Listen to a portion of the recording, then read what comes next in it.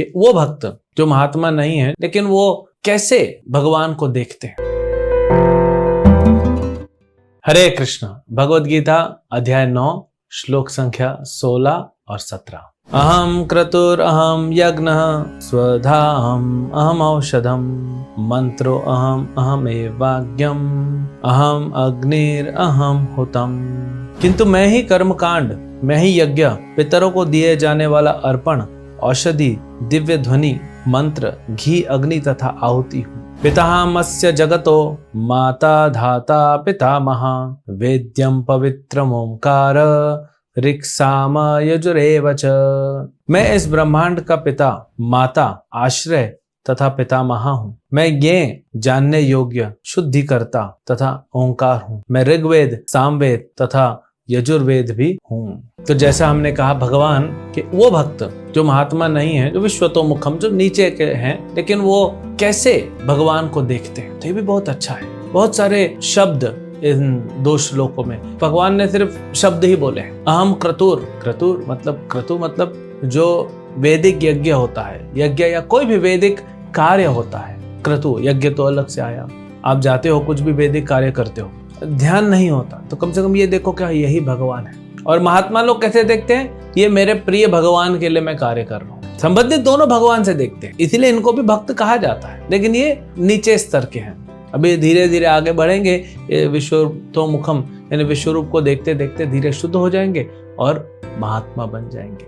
तो अहम कर्तुर यज्ञ, अहम यज्ञ भी जो है वे भगवान है। अब भगवान का तो एक नाम है यज्ञ, भगवान का है यज्ञ पुरुष, क्योंकि अगर भगवान नहीं प्रकट होंगे तो यज्ञ पूरा नहीं माना जाएगा। फिर स्वदा अहम, जो हम आहुतियां देते हैं, यज्ञ में आहुति होती है ना, स्वाहा स्वाहा, या पितरों को हम तर्पण करते हैं, जो भी हम आहुति देते हैं वो भी भगवान है। फिर औषधम, दवाइयां, एलोपैथी, होम्योपैथी, ये भी तो आखिर जो इन्होंने रिसोर्सेस लिए हैं, जो इन्होंने चीजें उठाई हैं, प्रकृति से उठाई हैं। औषधम मतलब दवाइयां, ऐसे तो आयुर्वेदिक दवाइयां, लेकिन मॉडर्न दवाइयां भी क्या है, सब तो आखिर भगवान का ही सामान लिया है ना। माँ के पेट से तो कोई लेके आया नहीं दवाइयां, माँ का पेट भी भगवान द्वारा दिया हुआ है। माँ बाप भी हमारे आगे बताएंगे भगवान, सब माँ बाप भी हमारे कौन है, वो भी भगवान का ही दिया हुआ गिफ्ट है।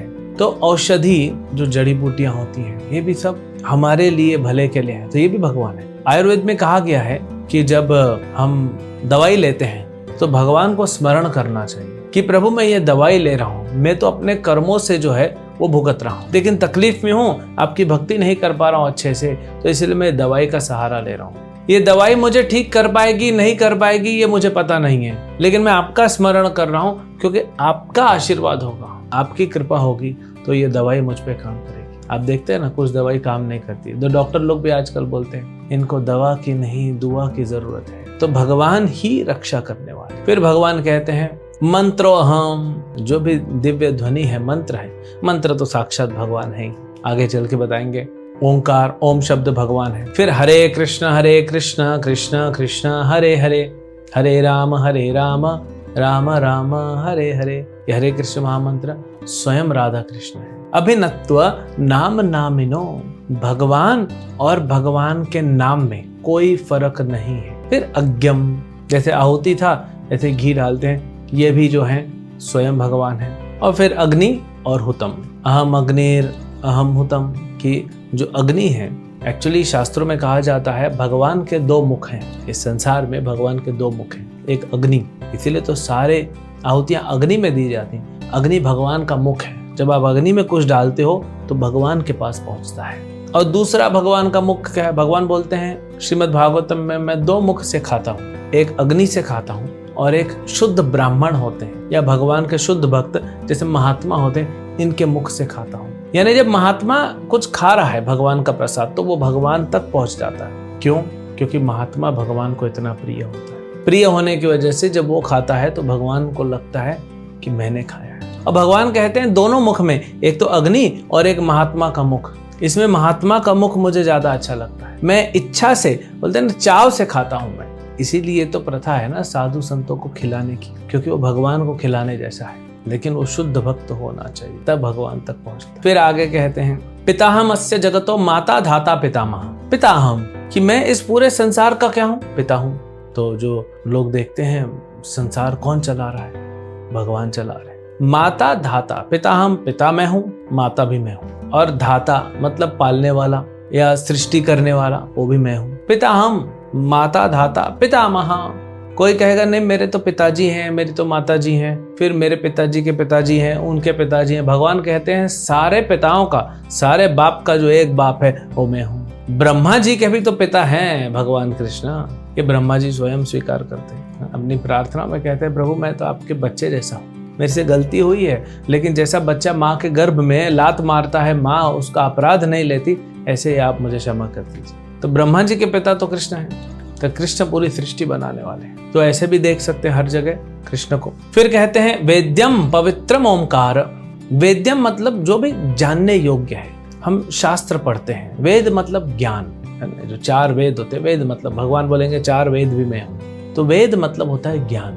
ये 4 वेदों में दिया हुआ है ज्ञान।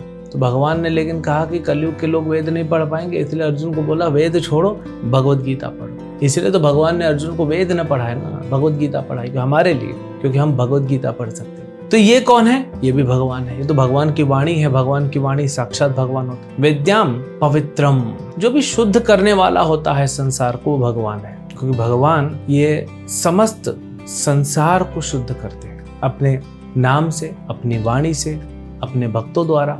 जब भक्त सड़कों पे जाते हैं और भगवान के नाम का जोर जोर से उच्चारण करते हैं, कीर्तन करते हैं, नाचते गाते हैं, तो पूरा वातावरण शुद्ध होता है। जितने लोग कीर्तन सुनते हैं शुद्ध हो जाते हैं, जितने पशु कीर्तन सुनते हैं शुद्ध हो जाते हैं, पेड़ पौधे, हवा में उड़ते हुए पक्षी, ये सब शुद्ध हो जाते हैं। भगवान तो शुद्ध करने वाले हैं। एक बार एक व्यक्ति ने, बहुत लोग कहते हैं ये वैदिक कल्चर में जो है बहुत सारे लोग धुआं करते हैं, यज्ञ करते हैं, धुआं होता है। इससे क्या होता है? इससे कार्बन डाइऑक्साइड फैलते हैं। हर धुआं खराब नहीं होता। ये आपकी इंडस्ट्री की चिमनी नहीं है जहां से गंदगी की धुआं निकल रही। फिर एक व्यक्ति ने रिसर्च किया, उसने उठाया आम की लकड़ियां, क्योंकि यज्ञ में क्या जलती? आम की लकड़ियां। आम की लकड़ियों को जलाया और शुद्ध घी 50 ग्राम डाला अग्नि में, तो उससे क्या हुआ? धुआं निकला। फिर उसने पूरे धुआं को रिसर्च किया, जो धुआं निकला रिसर्च किया वो क्या है? 1 टन ऑक्सीजन बना। जब घी जलाया गया, यज्ञ में डाला गया आम की लकड़ी के साथ, तो जो निकला वो पॉल्यूशन नहीं था, वो ऑक्सीजन था।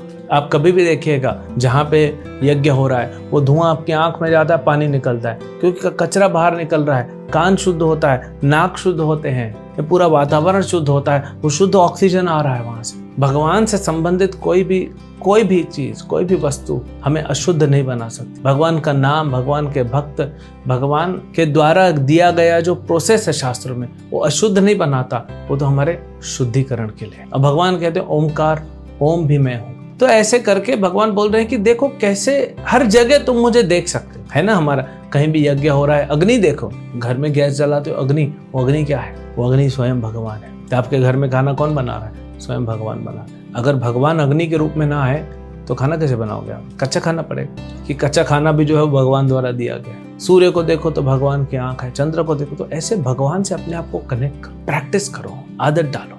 हम लोग जब बचपन में पढ़ते थे तो हमको मल्टीप्लिकेशन सिखाया जाता था। तो हमारे एक अच्छा मैथमेटिक्स टीचर था, वो बोलता था मैथमेटिक्स जो है ना, वो जितना प्रैक्टिस करोगे उतना अच्छे से सीखो। तो कैसे प्रैक्टिस करें? चलते चलते कैसे प्रैक्टिस करेगा? उसके लिए तो कॉपी पेन चाहिए। बोले नहीं, आप जा रहे हो मान लो साइकिल में या ऑटो में या बस में घर जा रहे हो स्कूल से, तो आपके आजू बाजू जो है कुछ गाड़ियां चल रही हैं, गाड़ियों पे नंबर प्लेट होता है, नंबर में 4 नंबर होते हैं। पहले के 2 नंबर उठाओ, दूसरे के 2 नंबर ऐड कर दो, एडिशन सीख गए। पहले के 2 नंबर उठाओ, दूसरे के 2 नंबर उठाओ, मल्टीप्लाई कर लो, मल्टीप्लिकेशन सीख गए। डिवीजन करो, तो इससे क्या होगा? आपका जो है मैथमेटिक्स है ये स्ट्रांग होगा, ये प्रैक्टिस। तो वैसे ही हमको हर जगह, यत्र तत्र सर्वत्र, हमें भगवान को देखने का अभ्यास करना चाहिए। हर वस्तु को भगवान से कनेक्ट करने का अभ्यास करना चाहिए, और मृत्यु के पहले अभ्यास पूरा हो जाना चाहिए। फिर जब मृत्यु होगी, हर जगह भगवान देखेंगे, तब भगवान बोलेंगे मुझे याद कर रहा, अंते नारायण स्मृति, अंत समय में मुझे स्मरण किया,